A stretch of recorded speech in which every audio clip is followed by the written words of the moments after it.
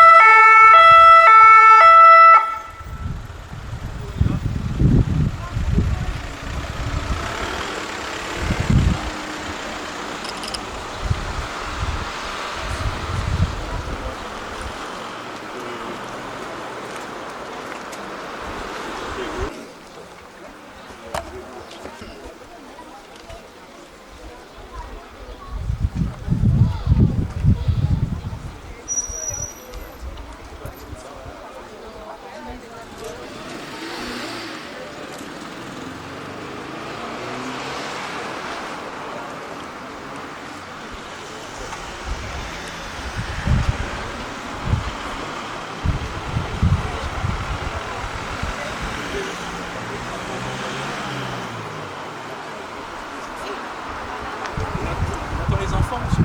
Oui, oui, ils arrivent.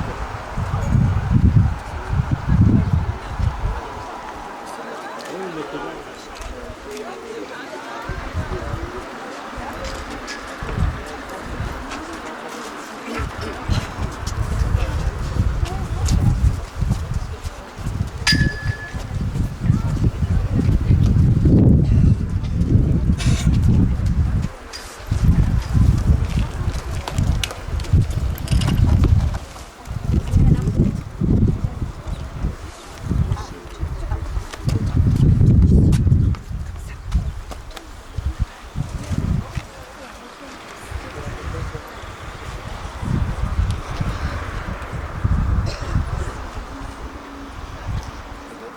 L'ensemble à mon commandement. Par vous.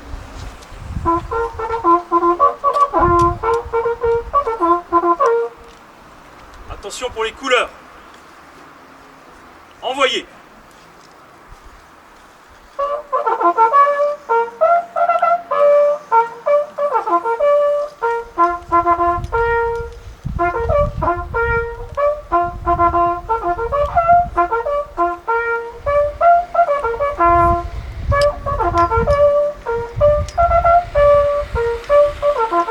Repos.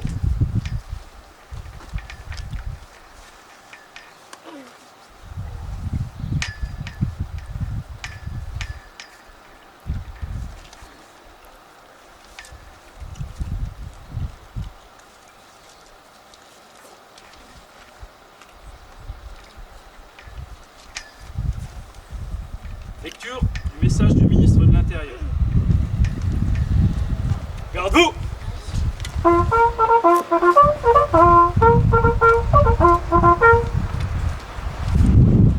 Ouvrez le banc!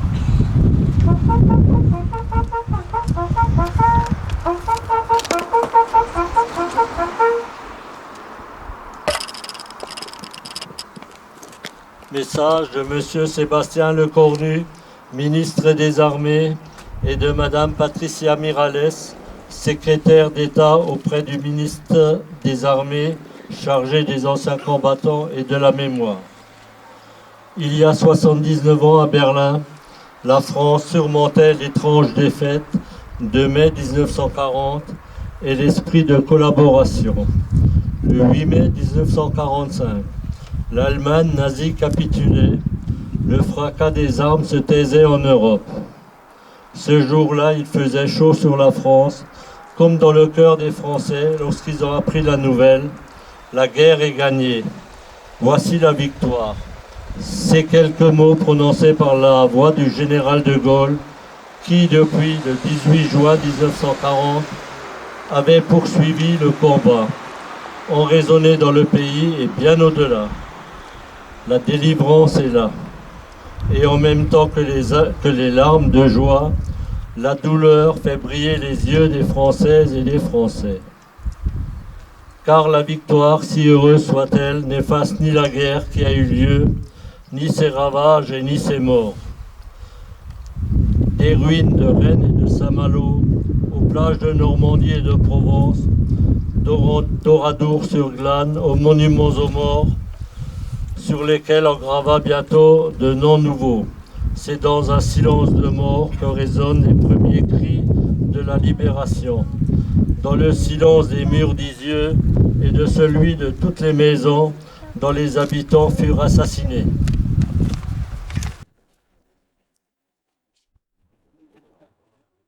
Le 8 mai 1945, dans un élan collectif, chacun pleure les morts et salue ceux qui ont combattu.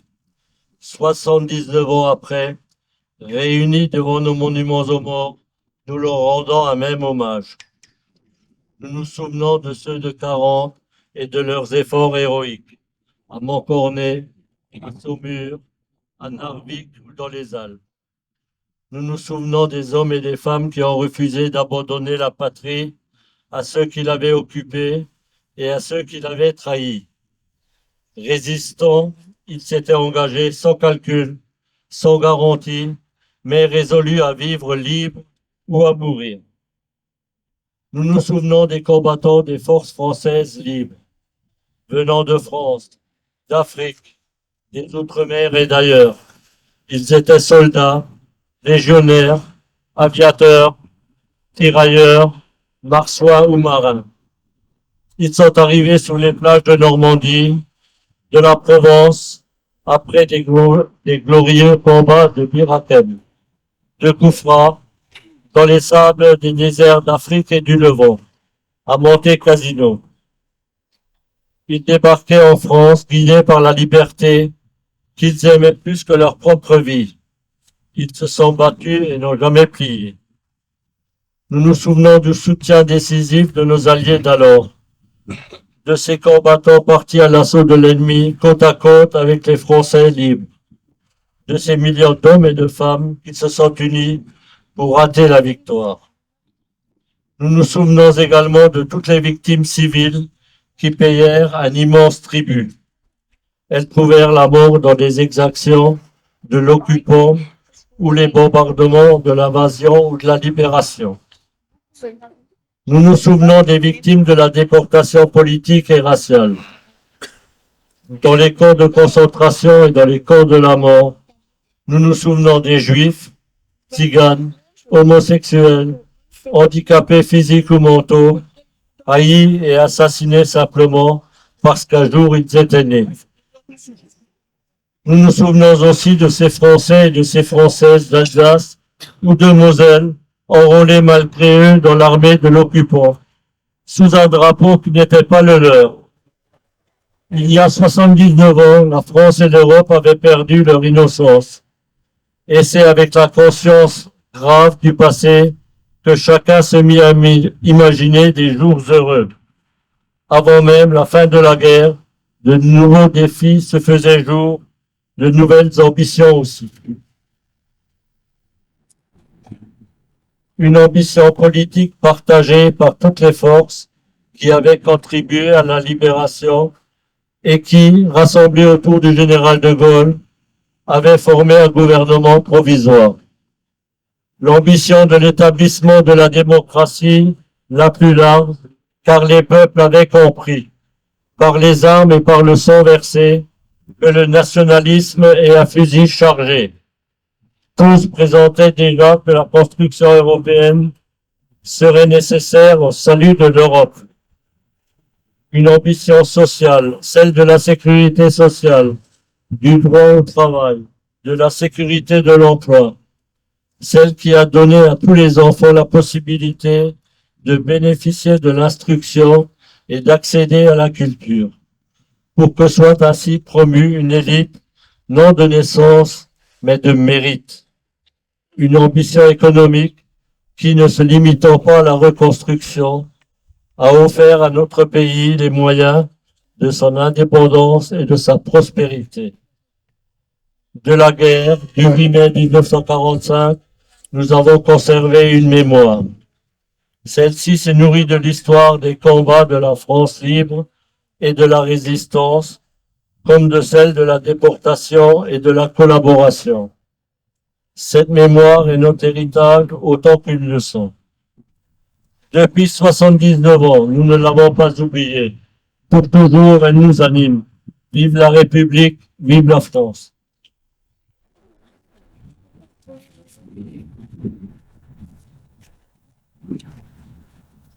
Fermez le banc. Vers vous. On y va ensemble? Ah oui, oui. On y va. On y va tous. C'est au dépôt d'hier. Vers vous. Une moitié là, une moitié de l'autre côté. Ah, c'est bon. Il faut la retourner dans l'autre sens. Les enfants, vous nous laissez une petite place au milieu si vous voulez.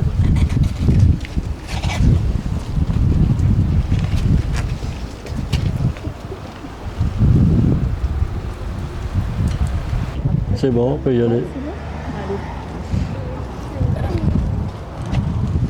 En souvenir à nos morts.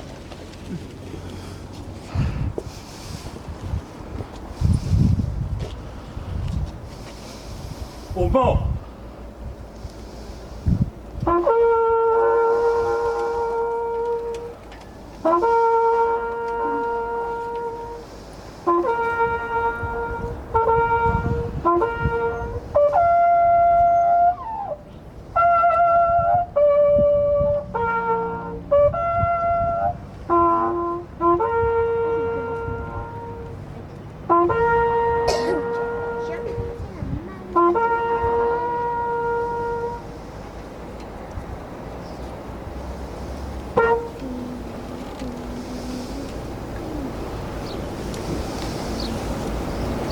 Repos. On va se mettre sur le côté.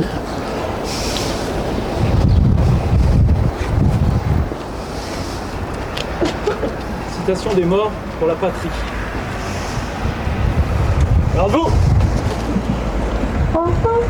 Paul, tu l'as fait ou je l'ai fait? Ouvrez le banc.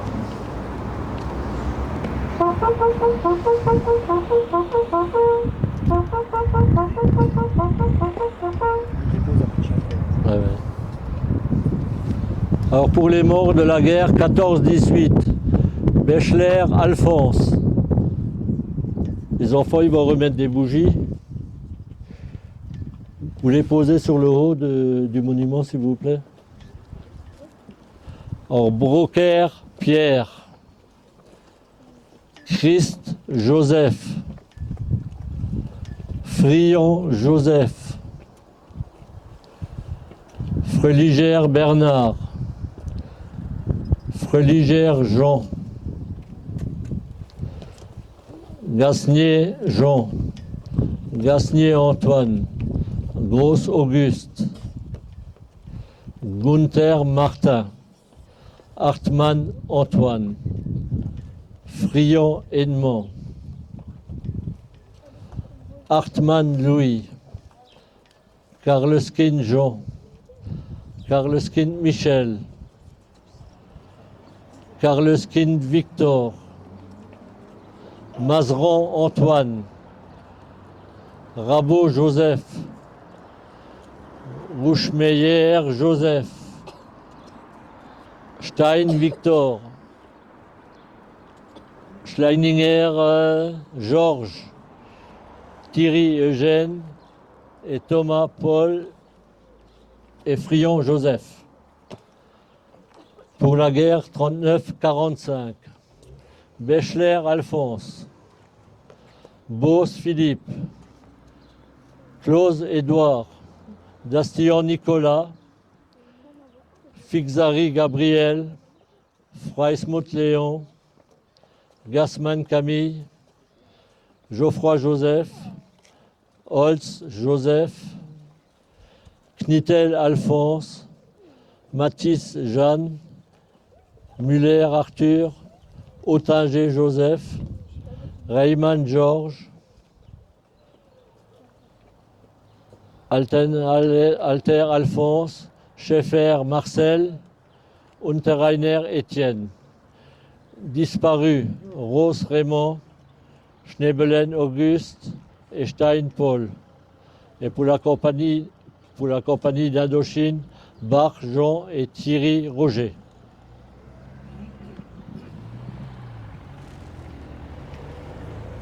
Fermez le banc.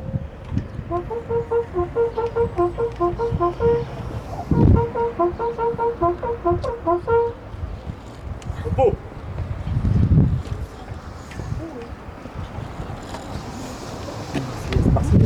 Oui. Sardou.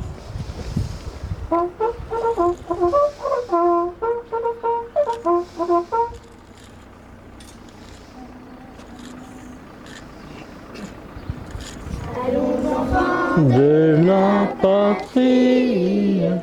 Chante avec, hein. T'arriver, chante avec, hein. De nous de la tyrannie, les soldats sanglants élevés, les soldats sanglants élevés. Nous, dans nos campagnes, rugir ces féroces soldats, et haine jusque dans nos bras, donner nos filles et nos campagnes. Aux armes, citoyens, formez vos bataillons, marchons, marchons, d'un sang impur, abreuve nos sillons.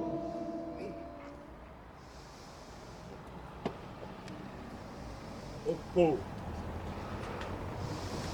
Tu veux dire que le randonneur est à la salle ou... Oui, oui, Attends, je te le montre. oui.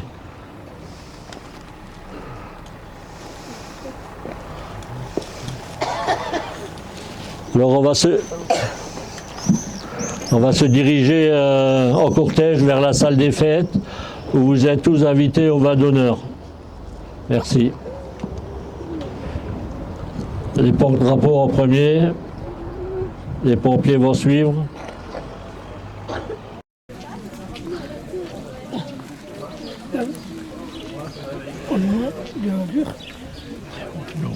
Non, on est à côté.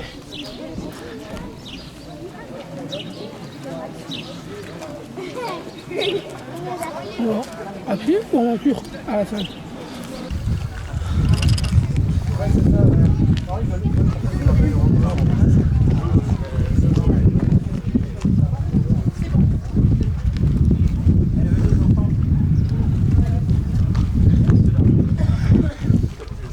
Bien sûr, oui.